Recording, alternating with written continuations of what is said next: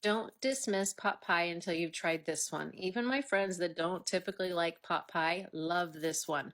So I start by making the crust. I have a longer video on YouTube that really goes into more detail about how to make this pie crust, but I had several of you suggest, why don't you use lard in your pie crust? So this is the first time I've ever used lard, and wow, it's even better than Crisco.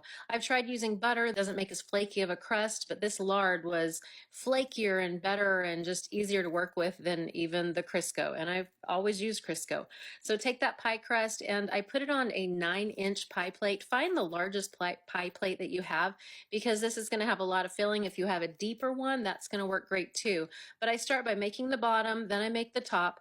I'm going to go over to the stovetop and put in the water, add the vegetables, and let that boil for about 10 minutes. Now I'm making the thickening sauce with heavy whipping cream, some cornstarch, and some flour. I add in some butter and some spices, and then I add that heavy whipping cream to it, and I let it go for a few minutes. You're supposed to put in just frozen peas. I didn't have that when I got to the freezer, so I improvised. Just use whatever you have. And here I am taking my fingers that are wet and going along the crust. That way when I put the top crust on there, it'll seal. I also cut some slits into that crust so that it could vent out, but cook it at 400 for about 40 minutes, and when it's done, let it sit for 15 to 20 minutes. You've just got to be patient. This is such a good pot pie that I hope you give it a try.